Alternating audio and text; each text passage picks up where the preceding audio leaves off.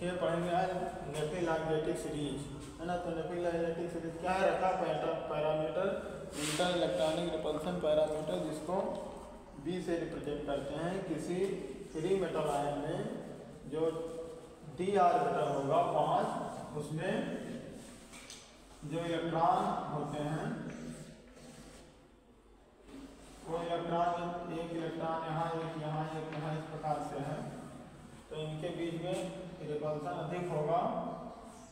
Repulsion अधिक होने का मतलब है कि फ्री मेटल आयन में होंगे तो इनके जो ऑर्बिटल की साइज होगी, डी ऑर्बिटल इस प्रकार होता है, तो छोटी साइज होगी, जिससे इलेक्ट्रॉन पास होंगे, तो इसमें रिपल्सन अधिक होगा। लेकिन जब यही कॉम्प्लेक्स बनाएंगे, कॉम्प्लेक्स बनाने जाएंगे, तो कॉम्प्लेक्स बनने से जो लिगेंड होगा, लिगेंड का ऑर्बिटल इस ऑर्बिटल के साथ ओवरलैप करेगा, जिससे इसकी साइज बढ़ेगी।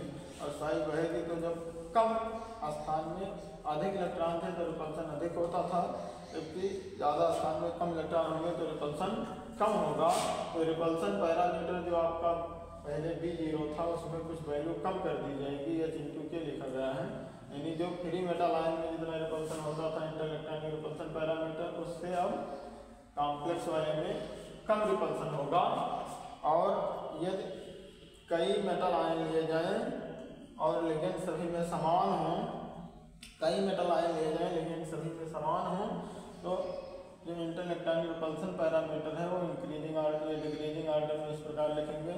यानी जो Mn+2 और वाटर के साथ लिगेंड होगा, उसमें जो रिपल्सन होगा इलेक्ट्रॉन की बीच डी ऑर्बिटल में सबसे अधिक, उससे कम वैनेडियम+2, उससे कम निकल+2, उससे कम कोबाल्ट+2, उससे कम मोलिब्डेनम+2। इस प्रकार से एक मेटल आयन के आधार पर एक सीरीज लिख सकते हैं और दूसरा लिगेंड के आधार पर एक सीरीज लिख सकते हैं। दोनों नेफिल-लैजेटिक सीरीज ही कहलाते हैं।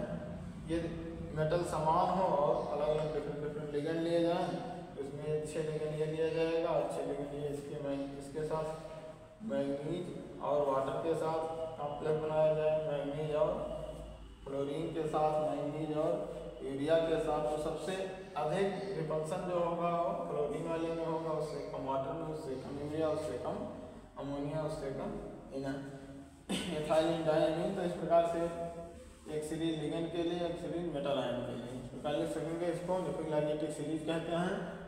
और ये जो inter electronic repulsion parameter free metal ion में होगा और कॉम्प्लेक्स आयन में होगा, इन दोनों का अंतर जो होगा उसको हम कहेंगे नेफिल-लैजेटिक इफेक्ट।